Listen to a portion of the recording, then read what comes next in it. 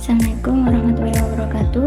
Excellency Kiai Haji Muhammad Hasan Mutawakkil Allah, as Chief of Foundation of Zainal Hasan Islamic Boarding School, Excellency Dr. Abdul Aziz Wahab BAMAG, as Director of Zainal Hasan Islamic University, Excellency to Vice Rector 1 Dr. Muhammad Rifdil Islam MPD, Excellency to Vice Rector 2 Ms. Endatri Wisudaningsi MPD, Excellency to Vice Rector 3 Mr. Abu Yazid Adnan Kurnia MHI, Excellency to Ms. Wahyu Lestari MPD as the Dean of the General Education Faculty, Excellency to Mr. Beni Hamdani MPD as the Head of the English Department Study Program, and Excellency to Mr. Zainuddin MPD as the Lecturer of Islamic Studies, and respectable to the audience whom I love.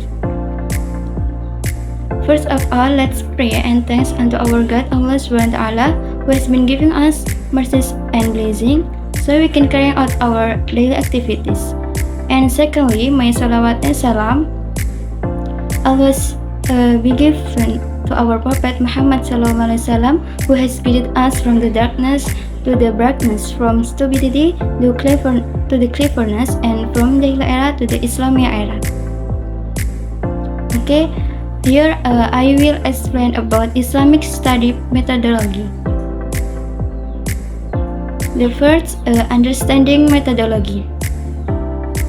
Methodology is the study of the methods used in a field of science to gain knowledge about the subject matter of that science. The term Islamic studies methodology is used when someone wants to discuss studies about the various methods commonly used in Islamic studies. For example, studies of normative, historical, philosophical, comparative methods, and so on.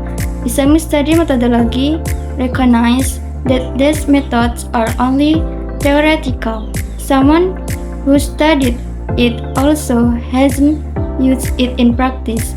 He is still in the theoretical, not practical, learning stage. And the second, methodology objective. The main objective of studying methodology include: number 1, improve skill in organizing and presenting facts clearly and systematic. For this reason, research need to master good and correct methodology and able to analyze existing facts and problems.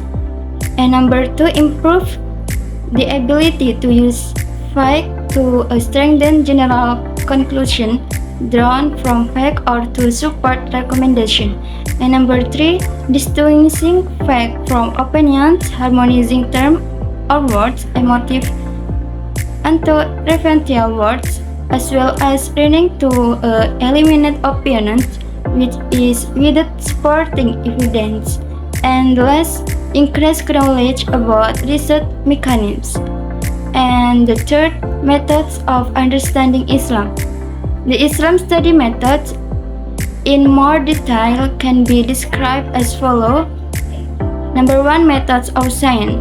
The scientific methods of scientific method is the method that must be followed through the process of science so as to reach the truth. And number 2, diachronic methods. Diachronic methods are also called methods such as historical, namely a method of understanding a belief, history, or even by looking at a reality that has observed unity with the time, place, culture, group, and environment in which the belief, history, or even emerged. And the third, synchronous analytical methods. This method does not only prioritize practical application aspect, but also prioritize theoretical studies. And the fourth, problem-solving methods or Hil al-Muskilat, a method of studying Islam that invites its adherents to practice facing its various problems from one branch of science with their solution.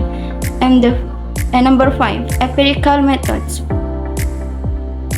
A method of studying Islam that allows Muslims to study his teaching go through a process of realization and internalization of Islamic norms and rules with an application process that give rise to social interaction, and the sixth deductive methods or al-Machad al-Istibatiyah, a method of understanding Islam by arranging rules logical and philosophical, and then the rules are applied to determine the problem facts. And the last inductive methods or al-Manhaj al-Istiqra'iyah, a method of understanding Islam by compelling legal rules to be applied to furuk problems that are adapted to his madhab first. I think enough from me. I'm sorry if there been mistake and mispronunciation. Thank you very much for your attention. Wassalamualaikum warahmatullahi wabarakatuh.